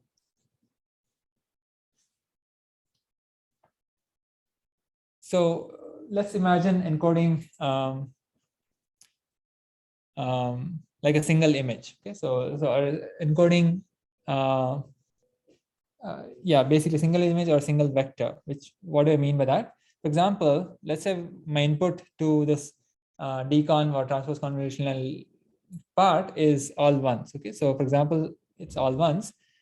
And then what I want to do is, hey, if I input all ones, I want to get a particular image, okay, this target cat image. Okay, so I want to get this cat image if I input all ones. And there's this decon layer, whatever, this neural network here. And what I can do is, hey, I have all these weights I can change. And given this input and given this output, can I change these weights such that, at test time when I give this actual input, it actually produces the exact image. I can do that. I can ask that, right? So it's just change the weights of the network such that given vector of all ones, it produces target image. You may say, hey, this problem is not, is not complicated. Of course, if I have to produce an image from this vector, the network has to remember some aspects of this image. Okay. For example, if the network has too many parameters, it can just remember all the entries of the output image, for example, so that it can just produce the output image as is, right? So the information about the image is actually supposed to be captured in the network parameters, right? That's just for one vector. Now you can imagine, so what I'm trying to say is that this neural network could have a lot of parameters, right? So if a single image, think of 32 cross 32 cross 3, that has not that many parameters compared to the network definition itself. So you can imagine memorizing that original image, right? So the target image in this case, okay, this cat image.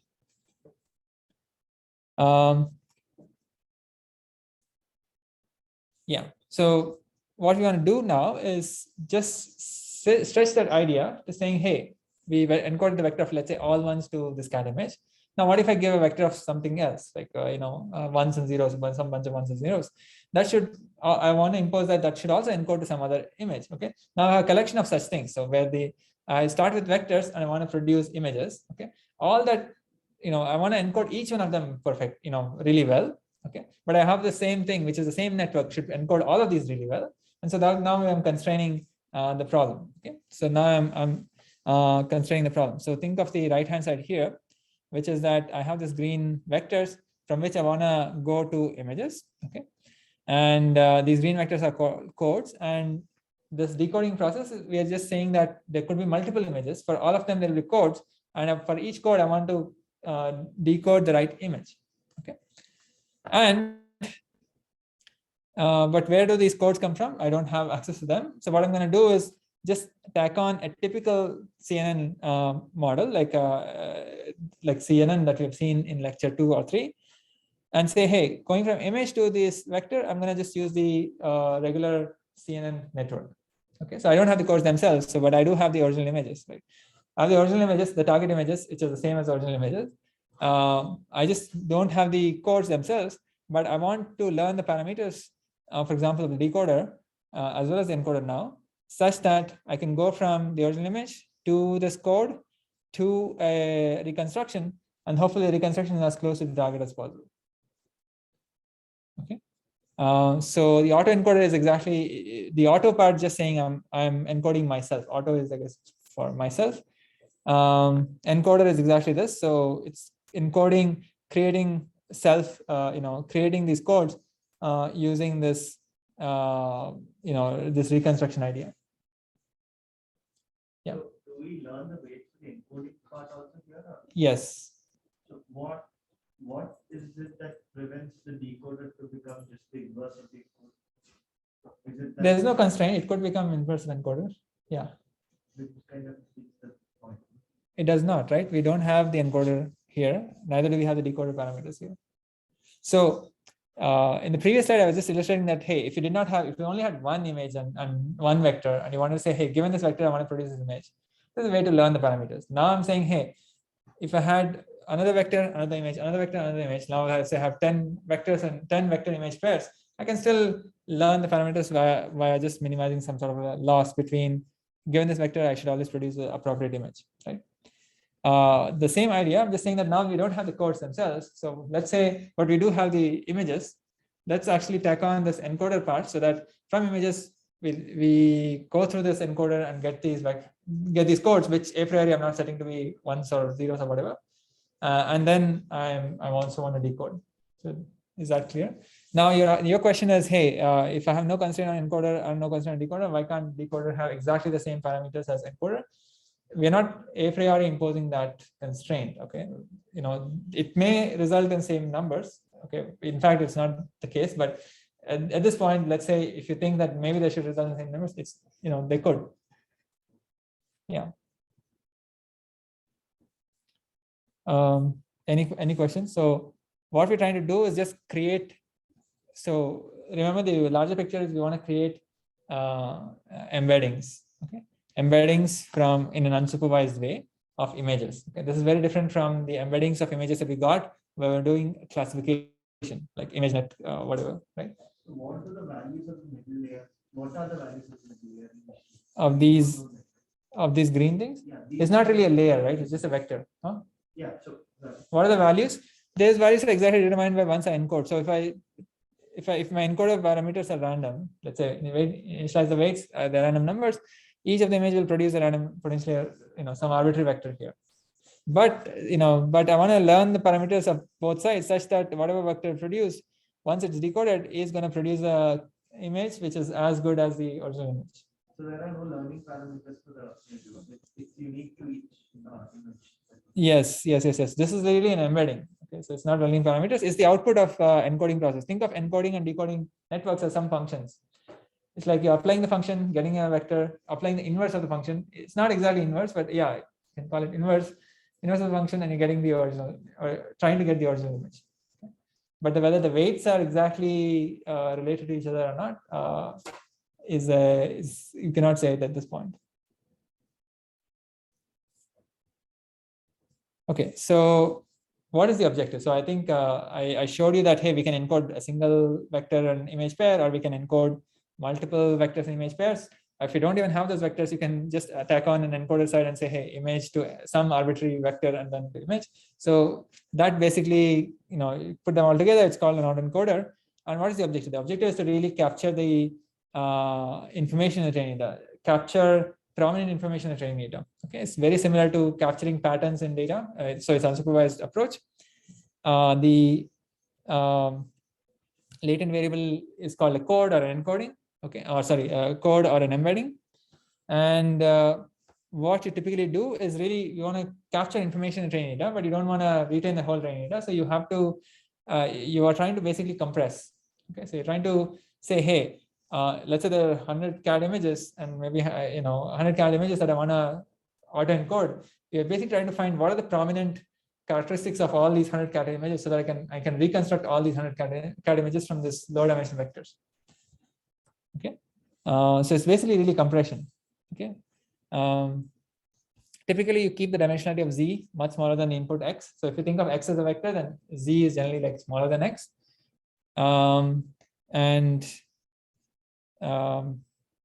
Yeah, so in terms of figure, you're going from x to z to x hat, and x to z is encoder and z to x hat is decoder, and your input data you're just trying to reconstruct. Okay, some sort of a loss, like square loss or something. There's a minor comment here, which is that if you can also choose the z dimensionality to be same or bigger than x. Okay, but you can already see a problem there. If I just choose arbitrarily the z dimension is bigger than x, then both the encoder and decoder can be identity functions. Right? You just whatever is the input. I mean, if it's much bigger than x, so it's not exactly like this. But what is the input? Just kind of z should be the same, and z can be the same while going decoding as well. Yeah, actually, yeah, it's exactly identity. So what I'm trying to say is that think of x as a 10-dimensional vector. If z is also 10 dimensions, or maybe z is also 10 dimensions, let's say, and you want to produce x hat, what do you want to? What's the encoding function? You can just say, hey, it's identity. Whatever is the x, just z is equal to x. If z is equal to x, then going from z, which is exactly equal to x, to x hat, which wants to be same as x, again an identity. What I'm saying is there's a degenerate solution when you choose z dimension to be the same as x. Okay, so you generally want to compress. So when we choose z to be less than x, the dimension of z to be less than x, that is what Yes. prevents them from being identity functions. Yeah, so if you choose z less than x, you want, but you still want to reconstruct the original thing. It has to capture the common patterns in the data set. Okay, so yeah, and but there's a version called Denoising Autoencoder where z is chosen to be bigger than x, but the caveat there is that they don't try to decode and they don't they take the input data, they add arbitrary noise to it, and then they want to reconstruct the original x. So the input output pair is not, hey, try to approximate x with x hat. It's like try to approximate x plus noise, whatever you generate with which is called x hat to the original x. So the input is like a noisy version of the original thing, but you still want to produce the original thing. Because of this addition of noise, even if you choose z to be bigger, it's not going to help you. Okay. So here's the figure, and I want to briefly mention about PCA at this point. Okay, so this figure is just trying to capture what we want to do. So this encoder, we said, so think of X as an image. Okay, so MNIST image or CIFAR10 image. We're going from using a CNN, we're going to get a code. Okay, that part is, we have been using it many times. ResNet 18 also has this aspect. So we get this feature if we are trained the model. If we're not, we're going to train the model via this loss function I'm showing you. From Z, this decon or transpose convolutional network produces x hat. And since x and x hat are like numpy arrays, you can choose some loss function. Let's say we choose L2 loss function, which is just the 2-norm square. Okay, a square loss basically. Then you have the loss criteria. You have parameters of decoder and parameters of encoder. And now what you can do is learn those parameters such that this reconstruction loss is more. So it's very similar to what we did in assignment 2 second part, similar in the sense that it doesn't look like a supervised learning problem, but it can be solved. It's just an optimization problem where you just need to choose some parameters such that you can reconstruct it well. Okay. Now think of PCA, right? So PCA also, you have the input data. You reduce the dimensionality, you just retain, let's say, principal components, and you get a lower dimensional representation of the original data. Okay, you can actually go back to some approximation. You can try to reconstruct original data from the lower dimensional data. Okay. So what is this lower dimensional data, right? So PCA is all it's doing is like change the basis and then setting the principal component directions where there's not much variance to 0, right? So because you're setting the directions, some principal component directions where the variance is low to 0, you're reducing the dimension. But if you want to reconstruct, what would you do? You just set those numbers to 0 and then undo the basis transformation. You get back to the original basis, but with potentially a different x hat. Okay, so but the property of PCA is that it is the best. It achieves the best reconstruction error. Okay, the way it's computing principal components and so on, it achieves the best reconstruction error. Okay. Or put in other words, if you remember SVD, okay, SVD operation, if you have original data set, original matrix, so you take an SVD and chop off the low singular values, okay, and so it's basically set them to 0, and then again multiply the U sigma V or whatever the matrix is, you multiply them back, you'll get back a matrix which is the same dimension as the original one. Okay. If you think of the L2 distance between them, okay, that distance cannot be improved. Okay, so SVD is the best, I guess, produces the best rank A approximation of the original data matrix. Best in terms of what you can think of Frobenius now is the error there. Is that clear? What I'm trying to say is that this encoding and decoding process, Pca also does that. Okay, so basically you encode by a linear transformation. Pca is exactly linear transformation. Basis change is just a linear transformation. So you're going from original data to change in basis, and doing another linear transformation if you want to get back to the original basis. So if you think of if you think of images, if you ignore images for a second, if you think of just x as a vector, z as a vector, and x hat as a vector, then, and also that the encoder is just a feed-forward layer. Okay, so feed-forward, literally a matrix. Okay, so think of going from vector to vector. How can you go from vector to vector? You can just say, hey, simply I can just multiply a matrix. You can also do many things, like you can do multiple feed-forward layers with nonlinearities and all that. But let's say you just did a matrix multiplication. Okay, so you went from x to z by doing a matrix, multiply it with a matrix and add a bias if you want, right? So you're doing a linear transformation, and then maybe this opposite, this going from z to x hat is also linear transformation. Okay, so then it's going to be as close. It's going to be very similar to how Pca works, because Pca is also linear transformation. The original data, you just do a linear transformation, you get the principal components. Okay, per data point. The only difference between autoencoder and Pca in that sense is both are minimizing the tape, essentially the same loss function, but autoencoder with this linear encoder and linear decoder is just not maintaining the orthogonality property. Okay, if you remember, Pca ensures that each principal component direction is orthogonal, perpendicular to all the previous ones, right? So there's like a basis, it's an orthogonal basis. Here, it's gonna do the dimensional reduction without that constraint. Okay, that's really the only. So you can kind of do something like Pca by just doing autoencoding. Okay, with a linear encoder and a linear decoder. Okay. Any questions about this?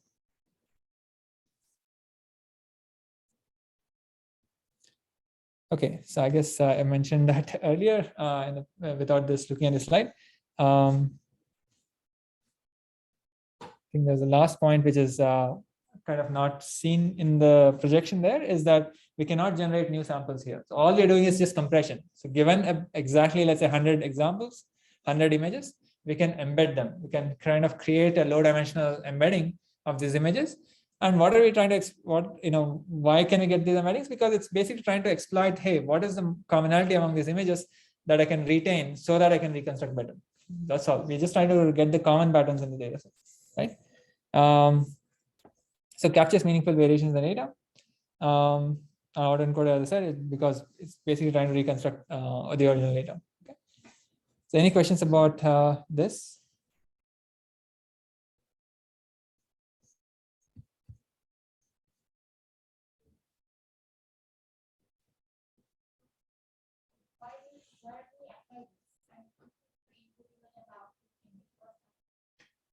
No, the output image is the same as the input image, right? So there's this unsupervised problem.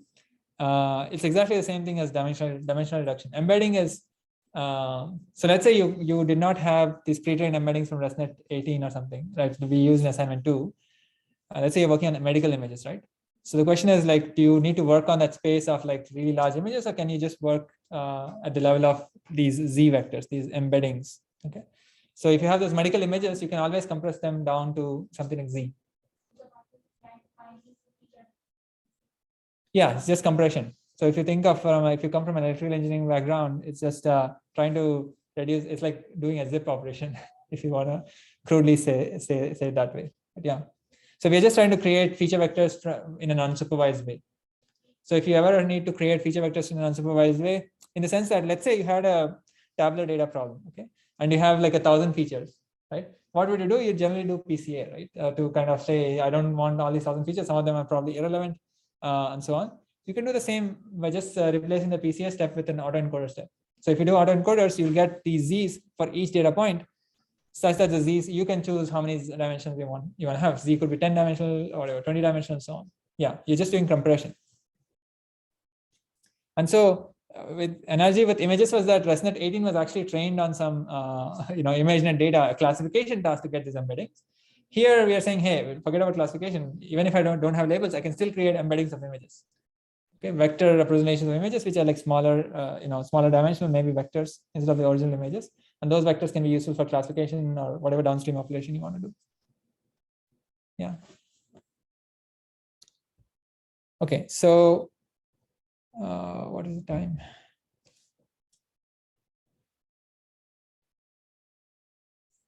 I think. Okay, so what I want to do in the next 5 to 10 minutes is briefly introduce variational autoencoder.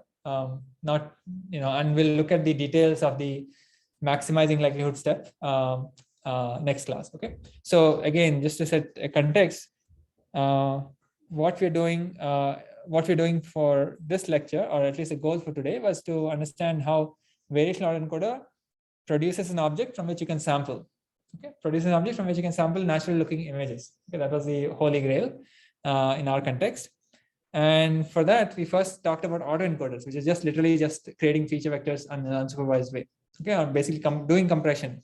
Okay, but there is a limitation for why autoencoders themselves are not enough to do the sampling. Okay, so clearly, if you just have a decoder, I can just say, hey, instead of a z vector, instead of the z vectors, what if I retain the decoder, right? So remember, with autoencoder, what you retain is generally the embeddings. You don't really care about the encoder decoders after doing the process. But what you can do is, hey, I can retain the decoder, and I can I can now start generating random z's and seeing what it generates on the output side, right? I can do that. Like I can say, hey, there is an original embedding of an image. What if I add noise to it and see what the output is, right? You can do that if you retain the decoder. But it turns out that that doesn't work because the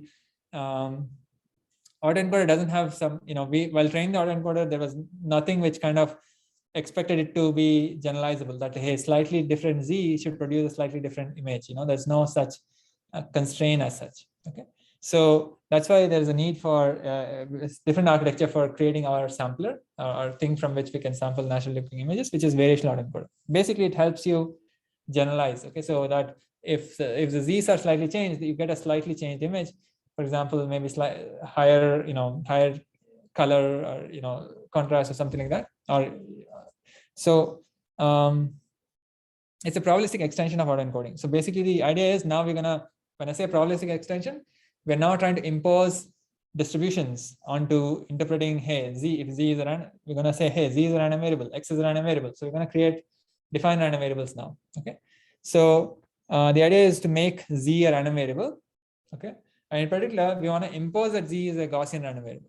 Okay, we're going to recap this early next lecture, but I'm going to say, we're going to now say z is a random variable. So there's going to be a distribution for the random variable. And I'm going to explicitly say that this distribution is Gaussian. Okay, we're going to say x is also a random variable, but we're not going to impose a distribution on x because we don't know. In fact, if we want a distribution, we want to have access to a distribution over x. We don't know it.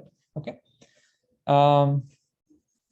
And what we want to do is exactly what I said with the autoencoder. If we have a distribution over z, and somehow we maximize the likelihood of our training data, then we have this extra object with the decoder.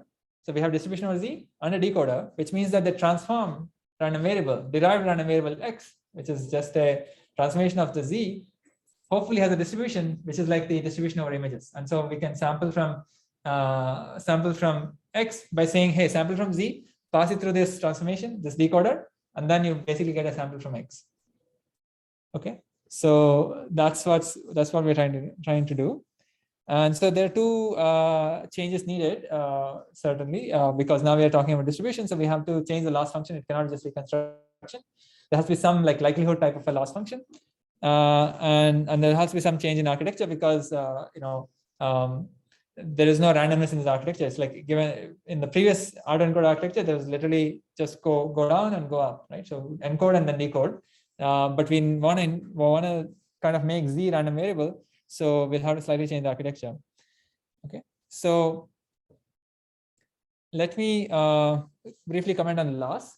Okay, so in practice, so although there's some motivation, and we'll talk about the motivation as in the details next class, what it turns out what we end up with for this variational autoencoder model is basically the same as the autoencoder loss with some extra term. Okay, so the autoencoder loss is also called the reconstruction loss. Okay, so that's just the reconstruction of the image.